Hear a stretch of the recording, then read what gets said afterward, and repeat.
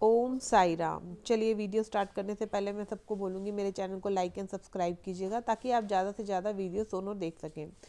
आज today message है तो मैंने 4 नंबर रखे हैं, 2, 4, 6 और 8।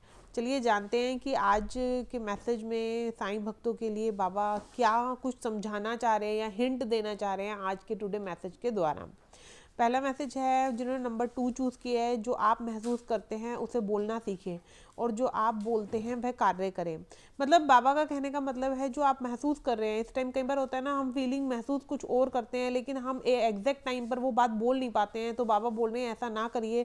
अगर आपकी लाइफ में आपको कोई चीज़ गलत लग रही है और आपको लगता है कि आपको बोलना चाहिए लेकिन आप कुछ सोच कर चुप हैं, तो ऐसा मत करिए। सही टाइम पे सही चीज़ बोलिए जो आप महसूस करते हैं। बाबा आपको बोल रहे हैं जो चीज़ आप महसूस करते हैं वो राइट टाइम पर बोलिए।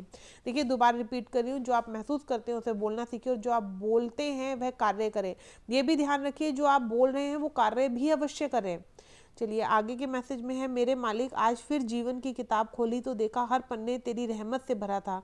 साईं बाबा कहते हैं मुझे वो भक्त हमेशा याद रहते हैं। उनके ऊपर अगर कोई दुख तकलीफ आती है, जो मुझे हर पल हर क्षण याद रखता है, उस इंसान को मैं किसी भी परिस्थिति में नहीं भूल सकता। किसी भी परिस्थिति में अगर मुश्किल का दौर उस व्यक्ति के ऊपर आता है तो मैं स्वयं सबसे पहले आता हूँ। देखिए, मुश्किल का दौर हमारे पूर्व जन्म के कर्म की वजह से भी आ सकता है और इस जीवन में करी हुई कोई भूल के कारण भी आ सकता है। वो भूलें हमने करी हैं, तो कहीं ना कहीं फिर भी बाबा की इतनी कृपा है, वे इतने दयावान है कि कहीं ना कहीं अपने भक्त और बच्चे के लिए वो आज इस जीवन में भी उस पर अपनी कृपा दृष्टि बना कर बैठे हैं। चलिए, जिन्होंने नंबर 2 चूज़ किया उनके लिए आगे का मैसेज है, उसकी इजाज़त के बिना पत्ता भी नहीं हिलता और ये बात इंसान समझकर भी नहीं समझता। देखिए, बाबा आपको बोल रहे हैं कि कभी कभी विपरीत परिस्थितियाँ अगर आपके साथ चल रही हैं और आपको समझ नहीं आ रहा कि आपके पास साथ इस समय क्या सिचुएशन है, तो ध्यान रखिएगा वो कर्म चाहे पूर्व जन्म के हो या इस जन्म के, वो इंसान के ही किए हुए हैं। लेकिन बाबा कहते हैं कि इस जीवन में हानि, कहते हैं ना, कई बार कोई बहुत बड़ी चीज़ हमारे सामने आती है और हमारा बहुत कुछ बिगाड़ना चाहती है, लेकिन अगर साईं बाबा बीच में हैं तो वो चीज़ हमारा इतना नुकसान नहीं कर सकती। देखो, कष्ट जरूर आएंगे, दुख ज़रूर होगा, लेकिन बाबा उसमें हमारी अत्यधिक क्षति नहीं होने देंगे। क्यों? क्योंकि साईं बाबा हमारे साथ है। हमें बाबा पे विश्वास रखना चाहिए कि अगर बाबा हमारे साथ है तो हमारा कभी भी अहित नहीं होगा और बाबा की मर्जी के बगैर तो एक पत्ता भी नहीं हिल सकता। समझे?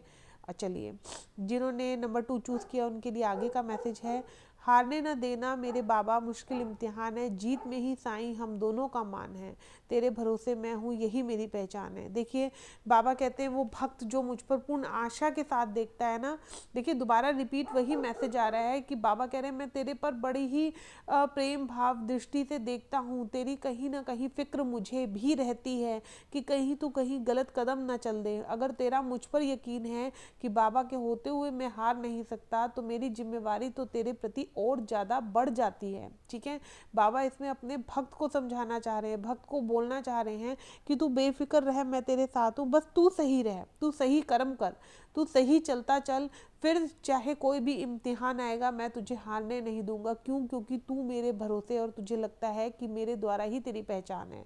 चलिए, जिन्होंने नंबर 4 चूज़ किया है, मैंने 2, 4, 6, 8 4 नंबर रखे थे। अब नंबर 4 जिन्होंने चूज़ किया उनके लिए क्या मैसेज है, सख्त हाथों से भी फिसल जाती है कभी नाजुक उंगलियां, रिश्ते जोर से नहीं प्यार मोहब्बत से पकड़े जाते हैं।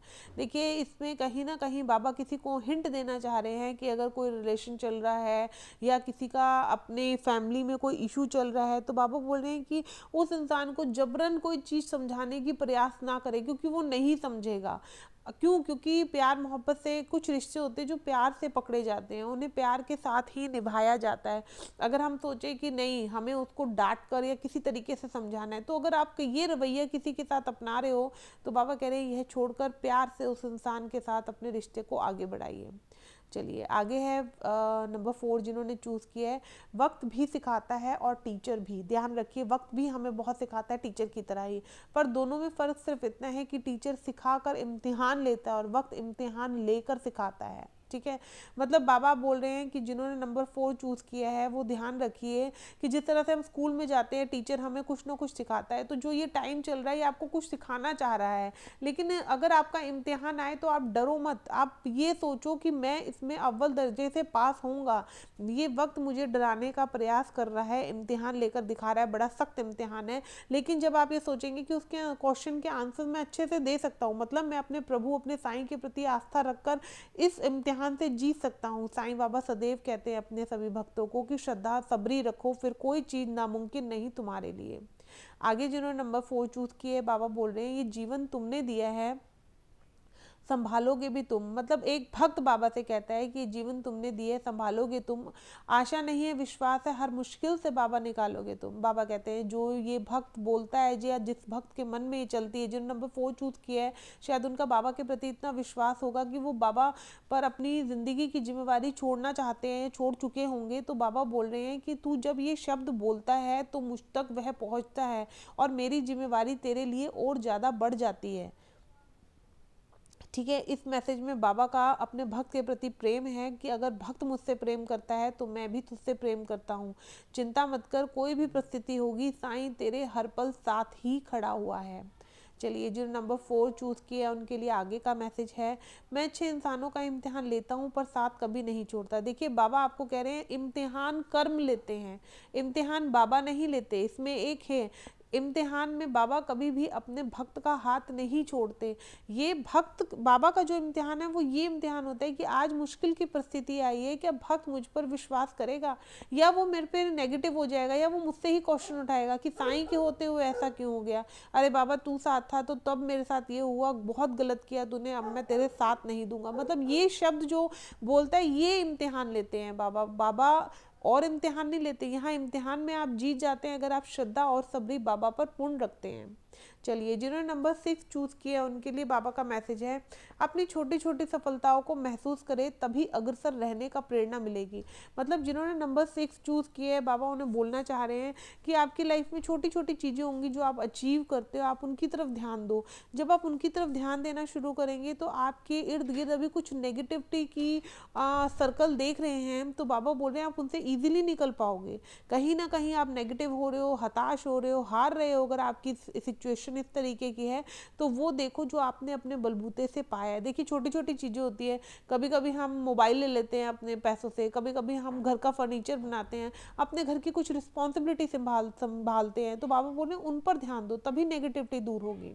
चलिए, आगे नंबर 6 जिन्होंने चूज़ किया है, नहीं हमारी सोच बहुत मायने रखती है। मतलब बाबा के इस मैसेज में सभी परिणाम इंसान की सोच का नतीजा है। देखिए, कई बार होते हैं ना, हम बहुत पॉजिटिव सोचते हैं और हमारे काम पॉजिटिवली होने लग जाते हैं।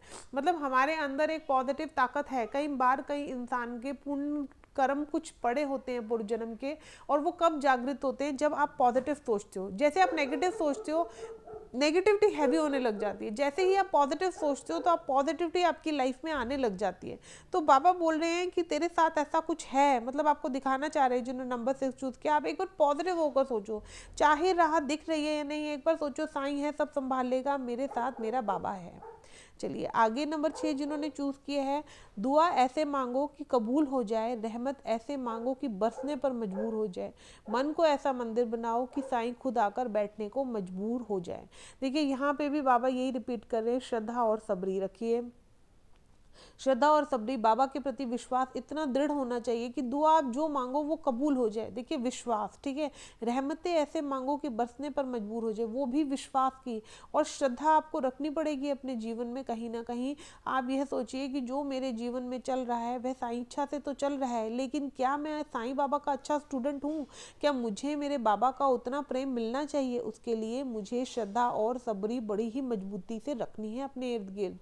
चलिए, आगे मैसेज है, लोग तुम्हारे बारे में क्या सोचते हैं यह उतना महत्वपूर्ण नहीं है जितना कि तुम अपने बारे में क्या सोचते हो। देखिए, जो नंबर 6 चूज किए, बाबा कह रहे हैं कि लोग तुम्हारे बारे में क्या सोचते हैं इसमें अपना समय मत व्यर्थ करो कि उसने मेरे बारे में क्या सोचा, या मैं उससे मिला, या उसको लग रहा होगा ये परेशान है, या मेरे को नहीं दिखाना। मतलब आप लोगों के बारे में मत सोचो, आप अपनी सबसे पहले फिक्र करो। अगर आप कहीं जा भी रहे हो या कुछ भी सर्कमस्टेंस है, पहले आप अपनी खुशी देखो, क्या वाकई आप इस कार्य को करते हुए खुश हो, या वो काम आप दूसरों को दिखाने के लिए कर रहे हो। तो बाबा कह रहे हैं दोनों में बहुत डिफरेंस है। जिन्होंने नंबर 6 चूज़ किया है, बाबा उन्हें यही मैसेज देना चाहते हैं, लोग तुम्हारे बारे में क्या सोचते हैं यह उतना महत्वपूर्ण नहीं है जितना कि तुम अपने बारे में क्या सोचते हो। क्या तुम अपना ध्यान रख रहे हो, क्या तुम मुस्कुरा रहे हो, या तुम लोगों के लिए मुस्कुरा रहे हो। देखो दोनों में बहुत डिफरेंस है। तो बाबा नंबर 6 जिन्होंने चूज़ किया उन्हें यही समझाना चाह रहे हैं। आगे हैं जिन्होंने नंबर 8 चूज़ किया है, गलत व्यक्ति जितना भी मीठा बोले आपके लिए बीमारी बन जाएगा, और सच्चा व्यक्ति कितना भी कड़वा लगे एक दिन औषधि बनकर काम आएगा। देखिए हो सकता है जिन्होंने नंबर 8 चूज़ किया है उनकी फैमिली में कोई बड़े लोग हों, कोई ऐसी बात बोलते हो जो उनको लगता हो कि बार बार रिपीट कर रहे हैं या बार बार बोले जा रहे हैं, मुझे पसंद नहीं है सुनना। लेकिन बाबा कह रहे हैं उनकी बातों को अगर आप सुनोगे तो वो औषधि बनकर आपके काम आएगी। और कई होते हैं जो हमारी गलत चीज़ों में भी मीठी मीठी बातें करते हैं, हमारी गलत चीज़ों में भी हमें राइट बोलते हैं, उन लोगों की बातें मत सुनो, क्योंकि वो कहीं ना कहीं एक बीमारी बन जाएगी। बीमारी मीन्स मतलब कि कहीं ना कहीं वो एक बहुत बड़ी प्रॉब्लम आ सकती है आपकी ज़िंदगी में, जिससे निकलना मुश्किल होगा। लेकिन जिनकी बातें कड़वी है वो औषधि बनकर जीवन को निखार सकती है आपके। चलिए आगे नंबर 8 जिन्होंने चूज़ किया है, बाबा कहते हैं तुम क्या सोचते हो कि तुम्हारे पास कुछ नहीं है, मैं तुम्हारे साथ हूँ और मेरा आशीर्वाद हमेशा तुम्हारे साथ है। देखिए बहुत अच्छा मैसेज आया है जिन नंबर 8 चूज़ किया है। बाबा कहते हैं तुम क्या सोचते हो कि तुम्हारे पास कुछ नहीं है, बाबा कहते हैं मैं तुम्हारे साथ हूँ, तो तुम्हें सोचना ही नहीं चाहिए कि तुम्हारे पास कुछ नहीं है। हर परिस्थिति में आशीर्वाद देने के लिए तुम्हारा साईं सबसे पहले बैठा है, हमेशा तुम्हारे साथ हूँ मैं। बाबा इसमें आपको आश्वासन दे रहे हैं कि भक्त को चिंता करने की कोई आवश्यकता नहीं है। तू यह सोचकर बिल्कुल भी उदास मत हो कि तेरे पास कुछ नहीं है। अरे अगर तू ऐसा सोचता है तो मुझे ऐसा लगता है कि तेरा मुझ पर यकीन नहीं है, या मैं तेरे लिए कोई इम्पोर्टेंट नहीं हूँ। अगर मैं तेरे लिए इम्पोर्टेंट हूँ तो बाबा बोल रहे हैं कि विश्वास रखिए कि जब मेरे साथ साईं हैं तो मैं दिल खोलकर मुस्कुराऊंगा। यही मैसेज है आपका नंबर 8 जिन्होंने चूज़ किया है। आगे है जो नंबर 8 चूज़ किया है, मेरी शरण में रहिए और शांत रहिए, मैं बाकी सब कर दूंगा। बाबा कह रहे हैं नंबर 8 में कि अब आप शांत रहो, बिल्कुल काम रहो। जो चीज़ें मैंने सिखानी थी आज वो मैंने तुम्हें थोड़ा समझा दिया, हिंट दे दिया। बिल्कुल शांत होकर बैठो, श्रद्धा सबरी रखो और ये सोचो कि बाबा है मेरे साथ, सब कार्य बाबा ही संभालेंगे। मेरे बस का नहीं है वह देखना, दूर की नज़र रखना कि आगे भविष्य में क्या होना है, लेकिन मेरा बाबा जो आज मेरे साथ कर रहा है वह मेरा भविष्य उज्जवल ही कर रहा है। देखिए कहीं ना कहीं आप कोई आज डिसीजन ले लो, क्या पता उससे आपके भविष्य में क्या सर्कमस्टेंस खड़े हो जाएं और क्या प्रॉब्लम फेस करनी पड़े। लेकिन जब बाबा कह रहे हैं आप शांत रहिए, बेफिक्र रहिए, आज आप ज़्यादा चिंता मत करिए। क्यों? क्योंकि अगर आप ऐसा करेंगे तो आगे भविष्य की जिम्मेवारी स्वयं साईं बाबा ही उठाएंगे आपकी। चलिए नंबर 8 जिन्होंने चूज़ किया उनके लिए है, सब्र कर बद्दे, मुसीबत के दिन गुजर जाएंगे, आज जो तुझे देखकर हंसते हैं वो कल तुझे देखते रह जाएंगे। नाइस, बहुत अच्छा मैसेज है। इसमें बाबा आपको कहीं ना कहीं एक बहुत बड़ी उम्मीद दे रहे हैं कि सब्र कर बंदे, ये जो चल रहा है, जो भी सर्कमस्टेंस चल रहे हैं बहुत जल्द निकल जाएंगे। आज जो तुझे देखकर हंसते हैं या तेरे पीछे से बातें करते हैं वे कल तुझे देखते रह जाएंगे। तेरी ज़िंदगी में ऐसा कुछ होगा कि वो खुद ये कहेंगे कि जीवन में अगर कष्ट आए भी सही, लेकिन इस इंसान की ज़िंदगी आगे बेहतर ही होती चली गई, खराब नहीं हुई। देखिए इसमें एक बाबा का अपने बच्चे के लिए प्रेम भी है और कहीं ना कहीं खूब सारी ब्लेसिंग भी है। चलिए आज की वीडियो को मैं यही बोलूँगी कि लाइक एंड शेयर भी कीजिएगा और सब्सक्राइब कीजिए मेरे चैनल को ज़्यादा से ज़्यादा, ताकि आप मेरे वीडियो का सुन सके, देख सके। मेरा सिर्फ मकसद है आप सभी लोगों के लाइफ में टुडे मैसेज लेकर आना कि साईं बाबा की वो ब्लेसिंग जो आप तक पहुँच सके।